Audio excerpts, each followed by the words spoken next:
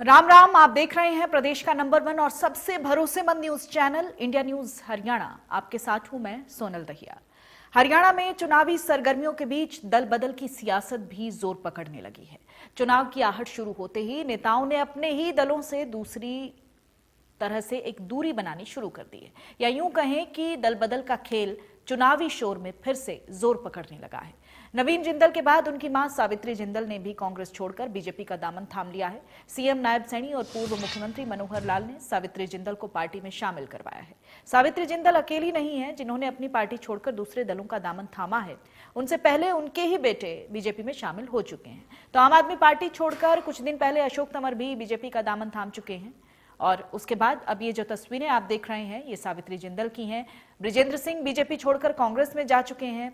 ऐसे में कई सारे सवाल उठते हैं कि चुनाव से ठीक पहले ये जो दल बदल की राजनीति चल रही है, दल बदल से क्या चुनावी समीकरण बदलेंगे?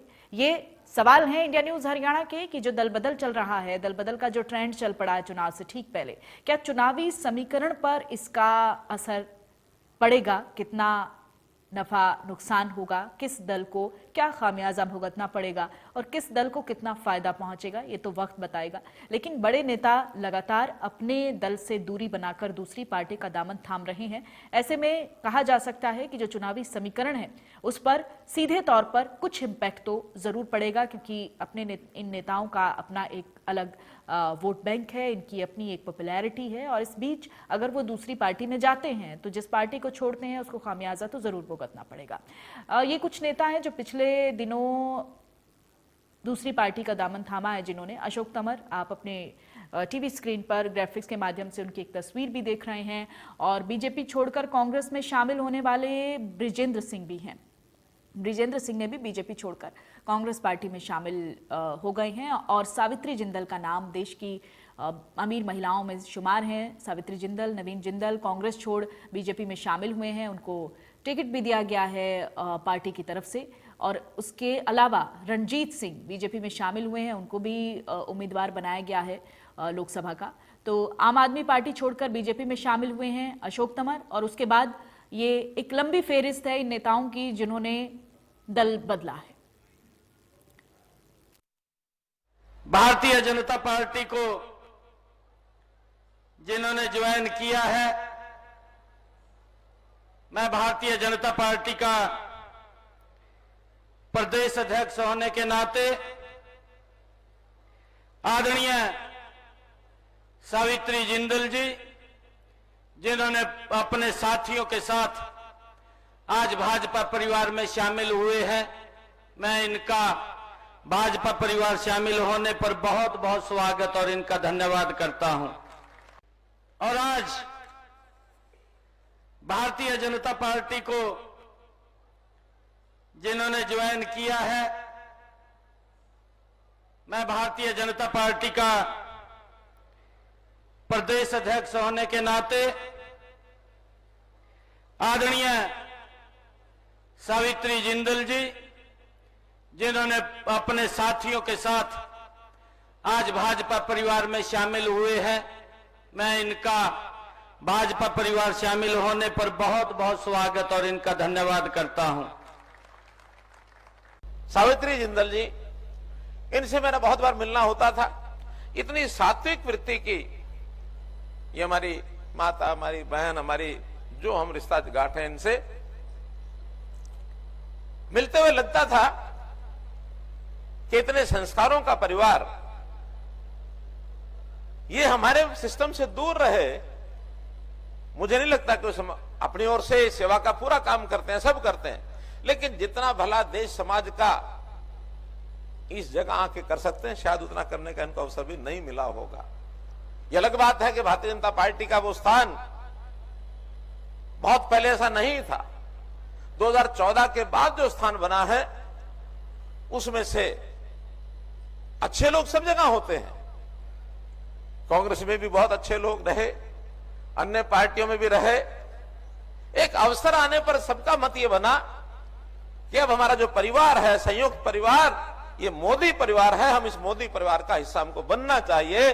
और आज पूरा परिवार मोदी परिवार इस नाते से बना है, चाहे हमारी माता हमारी सावित्री जिंदल जी हो, बहन श्रीमती सीमा जिंदल जी हो, उसे पूर्व नवीन जिंदल जी हो, अब इन्होंने सबने एक माध्यम चुन करके देश की सेवा का जो संकल्प लिया है, आपका मैं हृदय से बहुत बहुत अभिनंदन करता हूं, आपका स्वागत करता हूं। तो दल बदल की राजनीति तेज हो गई है, ऐसे में तमाम प्रवक्ता हमारे साथ जुड़े हैं, उनसे भी हम रिएक्शंस लेंगे। डॉक्टर पंकज बेनीवाल बीजेपी के प्रवक्ता हैं, आपका बहुत बहुत स्वागत है। डॉक्टर पंकज बजरंग दास गर्ग कांग्रेस के प्रवक्ता हैं, आपका बहुत बहुत स्वागत है। नवीन दुबलधन आम आदमी पार्टी के प्रवक्ता हमारे साथ जुड़े हैं, आपका भी बहुत बहुत स्वागत है। और रजत पंजेटा इनेलो के प्रवक्ता हमारे साथ हैं। रजत जी, आपका भी बहुत बहुत स्वागत है। सबसे पहले मैं रुख करना चाहूंगी डॉक्टर पंकज बेनीवाल का ही। डॉक्टर पंकज, लगातार ये जो दल बदल की राजनीति चल रही है, कुछ नेता आपकी पार्टी का दामन छोड़ रहे हैं, कुछ नेता आपकी पार्टी में शामिल हो रहे हैं, चुनाव बेहद नजदीक हैं, ऐसे में क्या लगता है कि सियासी समीकरण, क्योंकि अगर दल बदल की राजनीति तेज होती है तो सियासी समीकरण पर प्रभाव तो पड़ता है, ऐसे में आपकी पार्टी को आप इस सिचुएशन में कहां देख रहे हैं? नमस्कार स्वामी जी, सभी साथियों को नमस्कार और सभी दर्शकों को मेरा नमस्कार। देखिए सोनल जी, भारतीय जनता पार्टी का नाम ही बड़ा खूबसूरत है। भारतीय जनता पार्टी यानी कि भारत के जनता की पार्टी। सोनल जी, पंकज जी की आवाज नहीं आ रही। बजरंग दास जी, आपकी आवाज हमें मिल रही है, आपको हमारी आवाज पहुंच रही है? आपकी आ रही है, पंकज जी की नहीं आ रही। मेरी आवाज आ रही है सोनल जी? अच्छा, PCR please check the voice please. ठीक है सोनल जी, मेरी वॉइस आ रही है? I am audible? जी जी, you are audible, please doctor Pankaj Beniwal.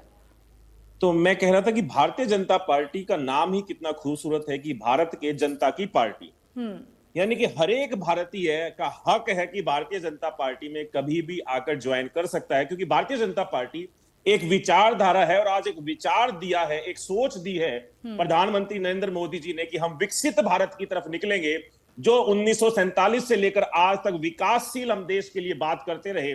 पहली बार सोचा कि 2047 आते आते 2047 तक हम भारत को विकसित भारत बना देंगे, और इस यज्ञ के अंदर, विकसित भारत के यज्ञ के अंदर जो साथी, जो भारतीय अपनी आहुति देना चाहते हैं, वो सब आज भारतीय जनता पार्टी के परिवार को, मोदी के परिवार को ज्वाइन कर रहे हैं। और भारतीय जनता पार्टी का जो 400 पार का नारा है, जो 400 पार मोदी जी ने कहा है, उसकी तरफ आज मोहर लगती जा रही है कि बहुत सारे नए साथी आज हमारे परिवार में, भारतीय जनता पार्टी के परिवार में, मोदी जी के परिवार में आज सम्मिलित हो रहे हैं। लेकिन डॉक्टर पंकज बेनीवाल, ये भी बड़ी गजब की बात है ना कि कुछ नेता जो आप ही की घेराबंदी की वजह से हार का सामना करते हैं, फिर आप उन्हीं को टिकट दे देते हैं, एक लंबे अंतराल के बाद वो राजनीति में एंटर करते हैं। ऐसे में क्या सवाल उठेंगे नहीं क्या? आप ही की घेराबंदी की वजह से एक प्रत्याशी हार जाता है और फिर उसके बाद आप उसी को चुनावी मैदान में ठीक 10 साल के बाद उतार देते हैं।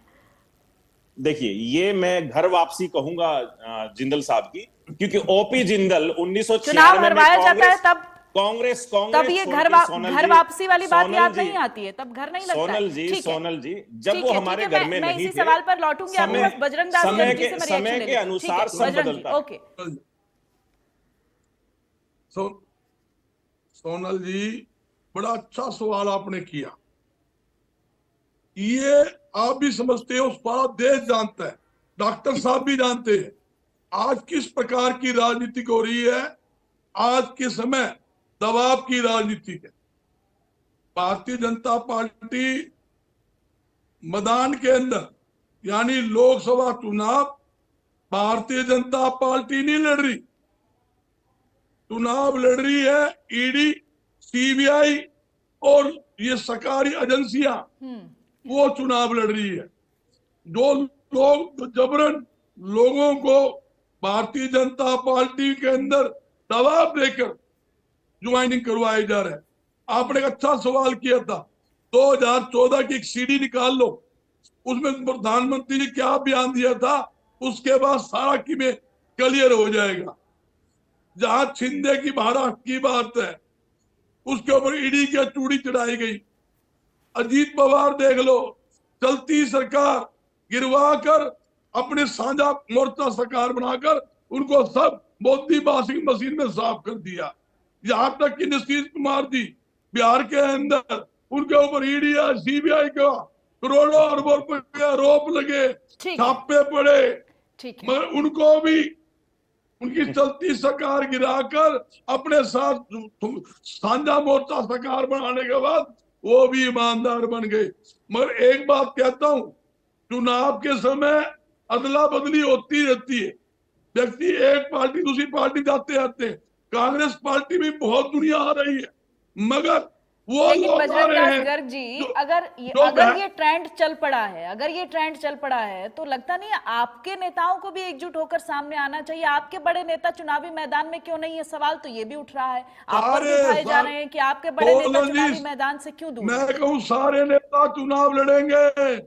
आप चलिए देखना, ठीक है, वो लिस्ट भारतीय सामने आ जनता जाए, हम पार्टी देखते के हैं। पास तो मांगे हुए देखते हैं, कैंडिडेट उम्मीद इसी बात की हो है। रही है। अरे बजरंग दास गर्ग जी, ठीक बजरंग है दास डॉक्टर गर्ग पंकज जी, बेनीवाल, मैं रजत जी का रुख करूंगी। रजत जी, हमारी का पार्टी के कैंडिडेट है, जो ओके। हमारे कैंडिडेट आएंगे, ठीक है आपको बजरंग पता दास लग जी। जाएगा। 10 की 10 सीटें अब रजत जी को अपनी बात इंडिया रखने का दीजिए आप। गठबंधन जीतेगी। रजत जी, ये जो दल बदल की राजनीति चल रही है, ऐसे में इनेलो पार्टी को भी आप देख रहे हैं, इनेलो पार्टी किस तरह से स्टैंड ले रही है, कैसा अपने आप को इस वक्त किस जोन में महसूस कर रही है? देखिए सोनल जी, इंडियन नेशनल लोकदल तो क्योंकि हमेशा ये जनता के बीच में रहती है, सड़क से सदन तक जो है वो जनता की आवाज उठाने का काम करती है। कहीं पे भी शोषित वंचित वर्ग हो या कहीं पे कहीं शोषण हो रहा हो, कहीं पे कोई गरीबों का या किसानों का कहीं पे ऐसा कोई शोषण हो रहा हो, जैसे कोरोना काल में हमें देखने को मिला कि किसानों की फसल नहीं बिक रही थी, उसके बाद नमी के नाम पे पैसे काटे जा रहे थे। बहुत बारी मंडियों के बाहर लाइन लगी पड़ी होती थी और सरकार खरीद नहीं शुरू करती थी। उसके बाद कभी बरसात आ जाती थी पड़े पड़े अनाज को। फिर कैपिंग का हमने देखा किस तरीके से सरसों के ऊपर कैपिंग लगाई गई। दक्षिण हरियाणा की मंडियों के बाहर केवल 20 क्विंटल की कैपिंग लगा दी गई प्रति किसान के ऊपर। गेट पास के लिए दुखी किया गया किसानों को। बहुत ऐसे अनेक मुद्दे हैं जो सीधा जनता से जुड़े हुए हैं, जिनको इंडियन नेशनल लोकदल ने बाखूबी उठाया। तो इसलिए इंडियन नेशनल लोकदल अपने आप को आज जनता का विश्वास जीतने में, जो जनता का विश्वास हासिल करने में जो कामयाबी हासिल करी है, उसकी वजह से इंडियन नेशनल लोकदल आज बहुत कंफर्टेबल सिचुएशन के अंदर है।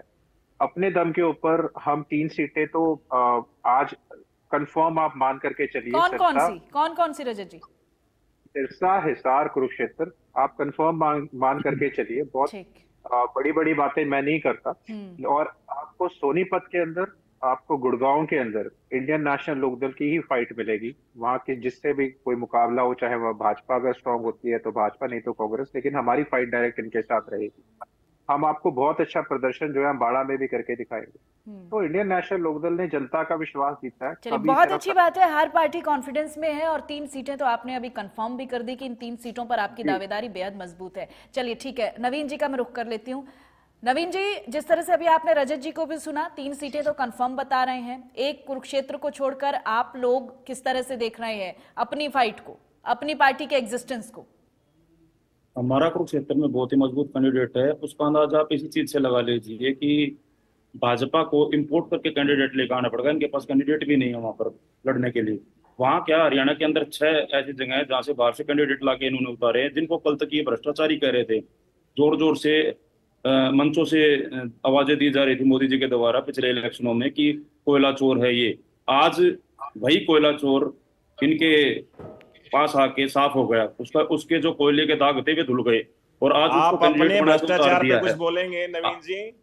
आपकी पार्टी के संयोजक मुख्यमंत्री जेल में। देखिए, मैं इस पर आपकी प्रतिक्रिया लूंगी, आऊंगी आपके पास। ठीक है आज आज आज देश, पूरा देश अघोषित इमरजेंसी काल में है, जो जिसमें आज दबाव की राजनीति चल रही है। ईडी के द्वारा, सीबीआई के द्वारा दबाव डाला जा रहा है। कल भी पंजाब के अंदर हमारे जो एमएलए हैं उन्होंने प्रेस कॉन्फ्रेंस की थी कि विदेशों से लालच दिया जा रहा है हमें और तोड़ा जा रहा है। अब आप ये चीज देखिए, जहां पर हमारा एकमात्र सांसद था सुशील रिंकू जी, उनको भी तोड़ लिया गया लालच देके या दबाव डाल के ईडी के द्वारा। नहीं, पर नवीन जी देखिए, ये बात आप नहीं कह सकते। नंबर पे अगर किसी पार्टी में कोई नेता शामिल हो रहा है, आपको लगता है दबाव बनाकर हमारे नेता को ले गए, तो ये पार्टी की विचारधारा में और पार्टी के अपने संगठन में भी कहीं ना कहीं कमी नहीं दिखती है क्या आपको? सोनल जी, मैं बिल्कुल लॉजिकल बात करूंगा। आप ये देखिए, एक पार्टी जो वहां पे चौथे नंबर पे आनी है उस सीट पे जालंधर में, उस पार्टी आज ना वो सत्ता, ना आज कोई ऐसा माहौल है कि आज इलेक्शन का दौर चल रहा है, आज ना वो कोई बेनिफिट उठा सकते। सरकार काम नहीं कर रही आज। और दूसरा जो चौथे नंबर पे आनी है पार्टी जालंधर के अंदर, उस पार्टी को एक बंदा ज्वाइन कर रहा है, वहां कुछ ना कुछ तो लालच दिया होगा उनको, हमारे एमएलएज को लालच दिया है, होगा, फोन कॉल्स आए ये हैं, हाइपोथेसिस की बात दिया है। होगा नहीं, चलिए, फोन कॉल्स आए हैं एमएलएज को, वहां के लोकल एमएलएज को, उन्होंने सुना दो। सीधा 20 से 25 रिकॉर्डिंग आ गई होगी आपके पास, रिकॉर्डिंग सुना दो। लाइव प्रेस है, लाइव प्रेस है, सुनाओ ना, सुना देते हैं रिकॉर्डिंग अभी। सुना दो। ठीक सुना है। देते हैं, if you live have press any conference proof की। नवीन जी तो झूठ ठीक नहीं है, आप चलेगा। प्लीज उसको भी दिखाइएगा, उस पर भी हम बात करेंगे। पंकज जी देखिए, सवाल तो उठ रहे हैं कि आपकी वॉशिंग मशीन में सारे दाग कैसे धुल जाते हैं। जब आपकी पार्टी में नेता नहीं होते हैं, दूसरी पार्टीज में होते हैं, तो उन पर तमाम तरह की बातें, तमाम तरह की छीटाकशी होती है। लेकिन ऐसी कौन सी वॉशिंग मशीन है जो पार्टी ज्वाइन करते ही आप तुरंत 20 मिनट 25 मिनट के अंदर अंदर पार्टी ज्वाइन करते हैं और लोगों को टिकट भी दे देते हैं? सोनल जी, भारतीय जनता पार्टी एक विचारधारा है। मैंने पहले ही वक्तव्य में बोला था कि विकसित भारत को लेकर के जो साथी, जो भारतीय, जो आदमी आज भारतीय जनता पार्टी ज्वाइन कर रहा है, वो उस आहुति में अपना काम कर रहा है। अभी बार बार तीनों ही प्रवक्ताओं ने सीबीआई और ईडी का ना बखूबी तरीके से नाम लिया, यूज करने की कोशिश की। आम आदमी पार्टी से पूछना चाहूंगा, चित्रा सरवारा, निर्मल सिंह, बंताराम वाल्मीकि, रामवीर एमएलए और अशोक तंवर जी जब इनकी पार्टी में आए थे तो क्या सीबीआई और ईडी का डर दिखाया था? ये बता देंगे। अभी कांग्रेस के प्रवक्ता से पूछना चाहूंगा कि ब्रिजेंद्र सिंह को इनकी पार्टी ज्वाइन हुई है, सीबीआई ईडी का डर दिखाया क्या इन लोगों ने? इनेलो पार्टी के जैसे या आम आदमी पार्टी के जैसे भारतीय जनता पार्टी नहीं है सोनल जी, ये एक आदमी की पार्टी है। जो नवीन दुब्बल जी बैठे हैं, अरविंद केजरीवाल, जो कल तक कहते थे ना गाड़ी लूंगा, बंगला लूंगा, आज मुख्यमंत्री का अपना पद नहीं छोड़ना चाहते हैं, जेल में हैं। लेकिन जब भ्रष्टाचार के खिलाफ लड़ाई लड़ रहे थे तो कहते थे कि सोनिया गांधी पर सीबीआई ईडी की रेड पड़नी चाहिए, इंटेरोगेशन होना चाहिए। आज खुद के पास 9 सम्मन आते हैं तो ईडी और सीबीआई का समर्थन नहीं करते, साथ नहीं देते, क्योंकि भ्रष्टाचारी हैं। आज ये चोर इकट्ठा होकर के अपना संगठन इन्होंने बना लिया, इंडिया अलायंस, जो लालच का अलायंस है। अरविंद केजरीवाल एक आदमी की पार्टी, इन्होंने कहा कि हमारे पास तो एक कैंडिडेट बहुत बड़ा है। अरे भैया, आपका प्रदेश अध्यक्ष भी वही, पंकज जी, मैं आपसे एक बात पूछना चाहूंगा, बस आप एक बात का जवाब दे दीजिए कि इलेक्टोरल बॉन्ड लेके एक बंदे को बेल अलाउ हो जाती है, एक बंदे को छोड़ दिया जाता है इलेक्टोरल बॉन्ड पे। शरद चंद्र रेड्डी के साथ क्या रिश्ता है आप लोगों का? क्या रिश्ता है शरद चंद्र रेड्डी के साथ? अब आप दल बदल से इलेक्टोरल बॉन्ड पर चले गए, ईडी सीबीआई पर चले गए। जनता को पता लगे कम से कम। ठीक है, चंद्र रेड्डी ठीक है, ठीक है, आप इस पे बात कीजिए। बताऊंगा अभी। अरे उसने पैसे आपकी पार्टी में फंड देते ही उसको बेल भी मिल जाती है। आम आदमी पार्टी तो अभी बेल कब करूंगा, एक सेकंड रुक जाओ। बजरंग दास गर्ग जी, ब्रिजेंद्र सिंह का नाम गिनवाया है अभी पंकज बेनीवाल जी ने कि ब्रिजेंद्र सिंह भी तो आपकी पार्टी का दामन थामे है ना पिछले कुछ दिनों में, तो आप वो कौन सा प्रलोभन था? अगर ऐसा है तो फिर सारे नेता उस कैटेगरी में शामिल होंगे। कल भी एक न्यूज चैनल ने कॉन्फ्रेंस की है, कल भी एक न्यूज चैनल ने दिखाया है किस प्रकार से बड़ी फार्मा कंपनी से 765 करोड़ रुपए आप लोगों ने लिए, 765 करोड़ रुपए लेके उन कंपनियों से लिए हैं जिनके सैंपल तक फेल हो गए हैं। आप तो डॉक्टर हैं, आप खुद एक डॉक्टर हैं, कम से कम बता सकते हैं। आप में से किसी की भी आवाज क्लियर नहीं आ रही है, आप प्लीज सुनिएगा। तुम्हारे गठबंधन को जनता ने नकार दिया है। सोलन जी, आपने अच्छा सवाल किया वीरेंद्र जी की बात करके, विजेंद्र की बात नहीं। कांग्रेस पार्टी के अंदर मैं लिस्ट दे सकता हूँ 35 आदमी, पूरा विधायक, पूरा मंत्री। नहीं, बात तो ब्रिजेंद्र सिंह की भी होगी ना, आप कैसी बात कर रहे हैं बजरंग दास जी? अगर दल बदल की बात हो रही है तो क्या ब्रिजेंद्र सिंह की बात नहीं होगी क्या? अरे हमारे पर आरोप लगाते हो, आप पर मैं कह रहा हूँ उनके साथ आप पर हमारे भाजपा में कोई ज्वाइन करेगा और लोगों ने भी पार्टी ज्वाइन। ठीक है पंकज जी, सुन लीजिए, तो क्या करेगा? पंकज जी सुन लो, पंकज सुन लो, सुनना बात रखो पंकज जी, बहुत जल्दी से बजरंग दास। मैं कहना चाहता हूँ उनके ऊपर ईडी का, सीबीआई का दबाव नहीं है। मैं ये कहता हूँ भारतीय जनता पार्टी सरकार चोर अरे सांसद 2014 में तो सरकार तुम्हारी थी। ठीक है रजत जी, दल बदल की बात हो रही है, दल बदल के बीच ईडी सीबीआई का डर भी आ गया। ईडी सीबीआई के डर के बीच जो नेता एक पार्टी का दामन थाम रहे हैं, उसमें कंसर्न जो अथॉरिटी है, जो पार्टी है, उसका कहना है कि वो अपनी विचारधारा की वजह से आ रहे हैं, लेकिन दूसरी पार्टी में जा रहे हैं तो ईडी सीबीआई के डर की वजह से जा रहे हैं। झूठ ना बोले, झूठ मत बोलो बार-बार। ठीक है, ठीक है, ओके पंकज जी, बजरंग दास जी प्लीज, अब हम रजत जी को सुनेंगे एक एक करके, ऐसे नहीं, नो। ओके रजत जी, आप अपनी बात रखिएगा। भ्रष्टाचार करोगे तो आप ठोकेंगे। पीसीआर फोल्ड बैक की आवाज थोड़ा बढ़ा दीजिए। दूसरे के साथ भ्रष्टाचार के आरोपी आसाम में भ्रष्टाचार के आरोपी केजरीवाल भ्रष्टाचारी है कि नहीं है? हमसे केजरीवाल भ्रष्टाचारी है कि नहीं?